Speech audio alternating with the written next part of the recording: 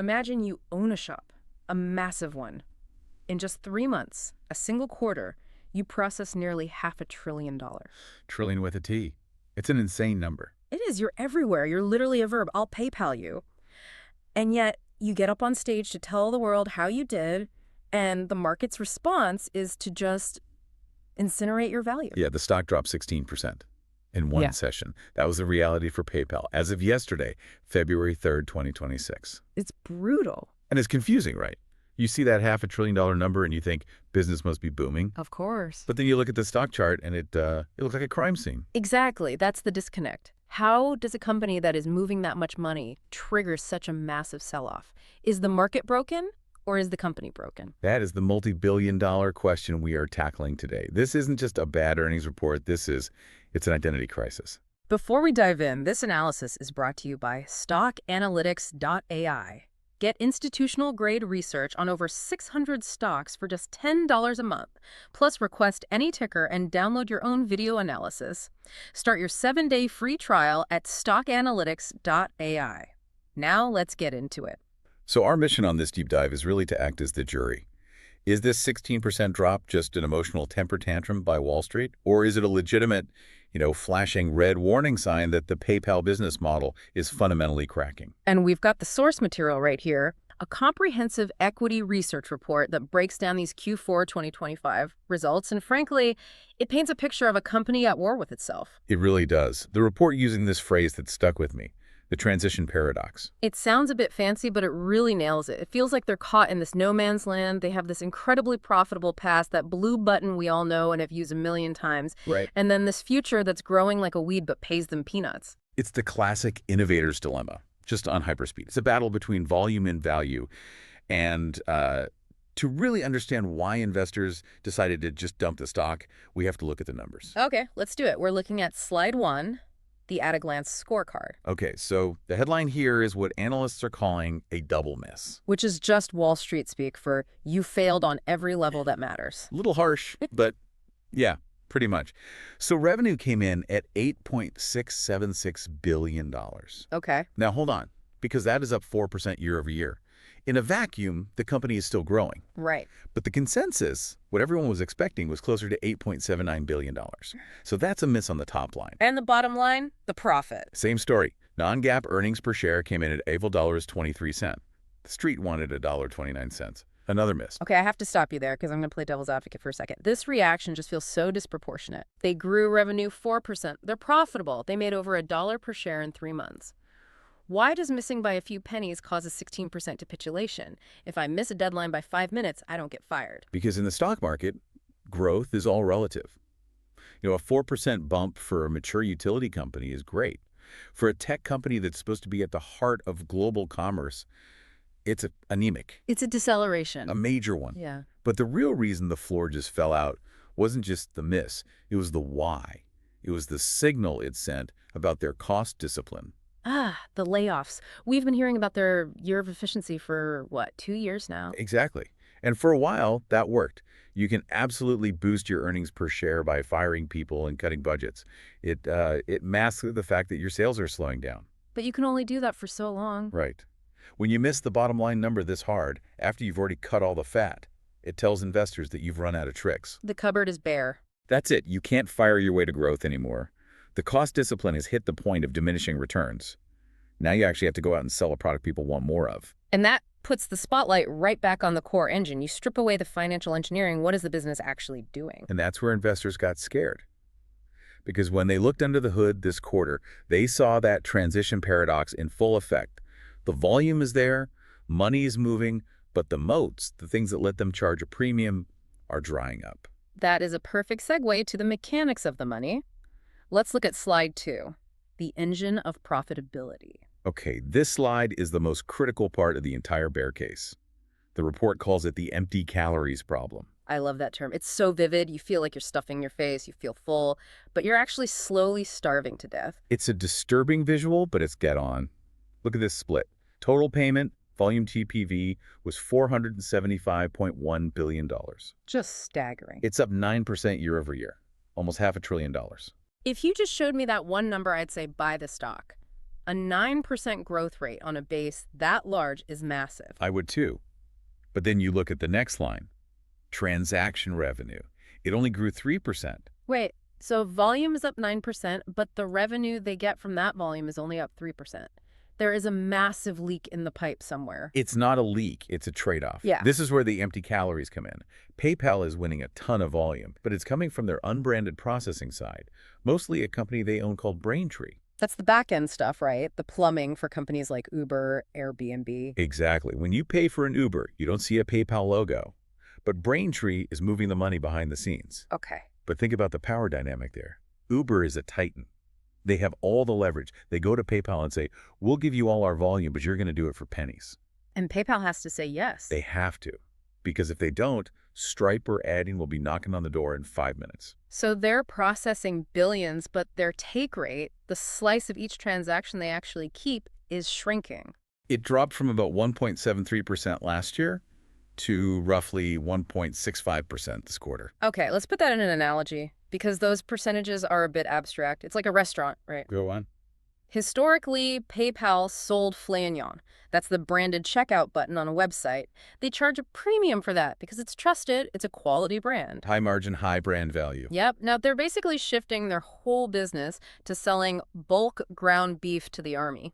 I like that. They're moving tons and tons of meat. The volume is way up, but the profit per pound is tiny compared to the steak. And the problem is, the steak business, the branded checkout, is slowing down, Oh. while the ground beef business Braintree is exploding.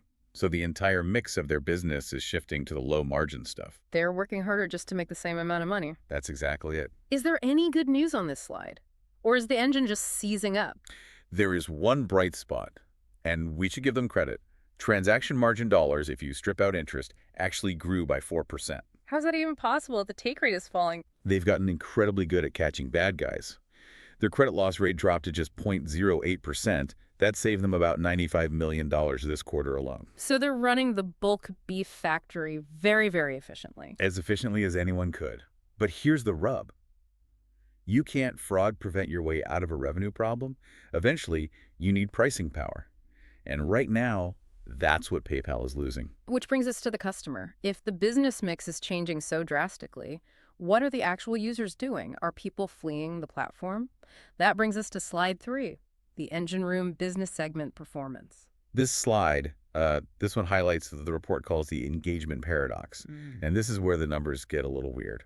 Let's start with the head count, active accounts. 439 million. I mean, that's basically the population of the United States and Mexico combined. It's a huge number, but it's stagnant. It's up only 1% year over year. The report is very blunt here. It says the era of user growth is over. Oof, that feels like a tombstone. It's just the reality. They've saturated the Western world. If you don't have a PayPal account by 2026, you probably just aren't going to get one. So the strategy has to shift from acquisition to engagement. Okay, and this is where I got really confused reading the report. There's this metric, TPA transactions per active account. The reported number dropped 5% to 57.7. On the surface, that looks terrible. It looks like people are using PayPal less. It looks like a disaster. But there's what the report calls a ghost in the machine. Explain that. Because if usage is dropping 5%, the company really is dying. It's a data classification mess. And it's caused by that unbranded Braintree business we just talked about. Let's say you use a guest checkout on some website that's powered by Braintree. That counts as a transaction for PayPal's total volume. Okay. But it doesn't get mapped to a specific PayPal active account in their database because you didn't log in. It was a guest. So you have all these phantom users driving volume, but they aren't being counted in the denominator when you calculate the average? Or rather, all these unbranded transactions are flooding the numerator. But since they're often guest checkouts, they just dilute the average when you try to spread them across those 439 million distinct accounts. So the data is just noisy. Very noisy. And here's the kicker. If you strip out all that invisible unbranded stuff and just look at the people actually logging into their PayPal wallet or clicking the PayPal button, TPA actually rose by 5%. Whoa. Okay, that is a crucial distinction. The people who love PayPal, the core loyal users, are actually using it more. Yes, the wallet is sticky, the loyalists are still loyal, But the growth engine is this giant flood of invisible, low-quality volume that makes the top-line engagement metric look like it's shrinking. That's a nightmare for an investor to try and model. Totally. You have this sticky core that's not really growing, and then a massive invisible outer layer that's growing fast but has terrible margins and makes all the data look weird. Exactly. Investors hate confusion almost as much as they hate losses. And this narrative is incredibly muddy. So we have a confusing growth story, compressing margins. But the company is still a money printing machine. Oh yeah, very profitable. So what are they doing with all that cash if they aren't really growing? Let's check slide 4, financial strength and shareholder rewards. This is basically where PayPal admits, okay, we're not a high-growth tech stock anymore, so instead we're going to try and be the best value stock you own. The pivot to value, it sounds like a retirement plan. It kind of is. Just look at the capital allocation. In the last 12 months, they bought back $6 billion of their own stock. That is aggressive. That's what, roughly 10% of their entire market cap bought back in just 1 year? It's massive. But here's the real kicker. Hmm. They initiated a dividend, $0.14 per share every quarter. A dividend. For a tech company that's supposed to be innovating, does that signal maturity or does it signal we have no idea what else to do with our money? That is the debate, right? When Meta started a dividend, the market cheered because Meta was also growing like crazy. When PayPal does it, it feels defensive. It signals that the hypergrowth days are officially dead. They are transitioning from a growth stock to a yield stock. Please don't sell our stock. We'll pay you a little bit every quarter. That's essentially the message, and the valuation reflects it. They're trading at about 10 times forward earnings. They had a cash pile of almost $15 billion. The insight here is that this sets a kind of floor for the stock price around $52. Okay. Even if the business just stagnates, the cash flow per share is high enough that value investors will eventually step in. So if you're a shareholder, you're basically getting paid to wait. But what are we waiting for? A real turnaround? Or just a slow, managed decline? That takes us to the most painful part of the report.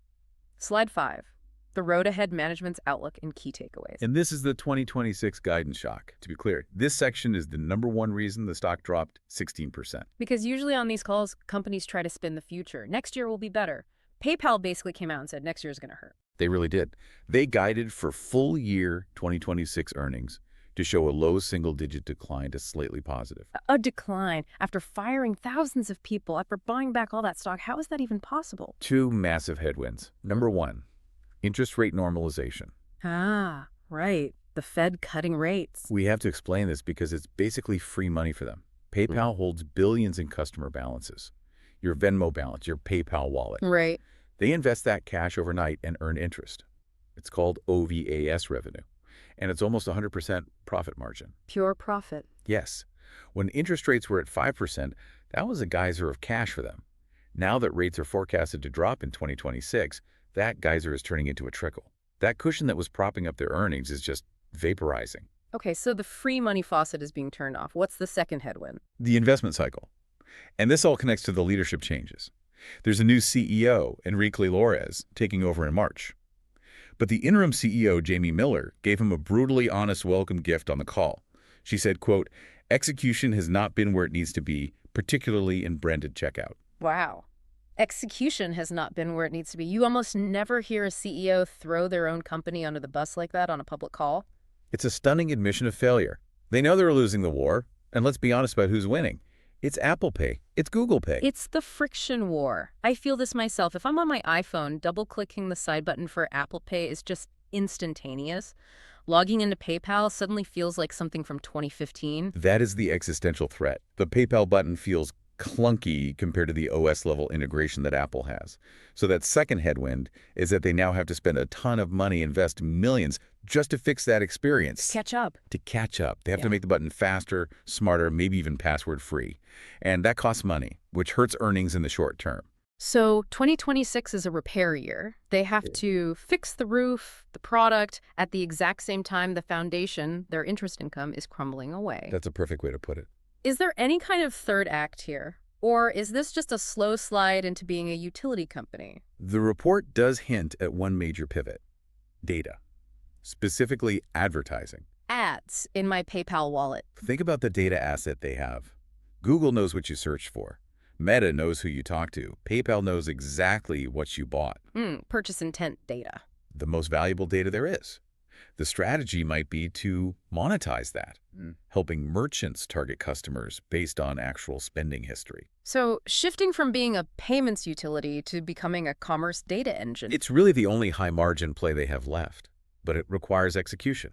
And as the interim CEO just admitted, execution have been the problem. It sounds a bit like a Hail Mary. Our button is slowing down, so let's try to become an ad network. It's a risk, but they do have 400 million users. That data is incredibly valuable if they can figure out how to unlock it. So where does that leave us? Let's wrap this up with the outro. I think the summary is pretty simple. PayPal has become a show-me stock. Meaning stop telling me about your grand plans, just show me the cash. Exactly. The market has been burned by their turnaround stories for 2 years now. This 16% drop is the market finally saying, we are done pricing in hope. The turnaround, if it ever happens, won't be visible in the numbers for at least another 12 months. It's a harsh reality check. And I want to leave our listeners with a final provocative thought, something that's been nagging at me through this whole deep dive. Oh, We use the analogy of the steak and the ground beef. If the PayPal button, the steak eventually dies because of Apple Pay, and PayPal becomes solely a back-end processor for other companies like Uber, does the company even deserve a tech valuation anymore? Or are they just a digital utility pipe, like the electric company or the water company? That is the existential question. If they are just the plumbing, they are valuable, sure. We all need plumbing. But plumbers don't trade at 30 times earnings. They trade for yield. The fight for this next year is to prove they are more than just pipes. A digital utility pipe. It's a tough label to shake. It is going to be a long year for the new CEO. Absolutely. Well, this deep dive is not financial advice. We are exploring the data, but you should always do your own research. And full disclosure, the content of this discussion was generated by AI based on the source material provided. Always do your own due diligence. Want institutional-grade stock research without the institutional price tag? Check out StockAnalytics.AI. For just $10 a month, you get full access to our deep dive video library covering over 600 S&P 500 and Nasdaq 100 stocks, each with full source citations you can verify. Can't find the stock you're looking for? Request analysis on ANY ticker and download your own video within 24 hours. Upgrade to Pro for $20 a month and unlock our SEC risk scanner, which detects red flags in company filings before they hit the headlines, plus our Portfolio Diversification Analyzer to optimize your holdings. Start your 7-day free trial today at StockAnalytics.AI. Make smarty investment decisions with research you can trust.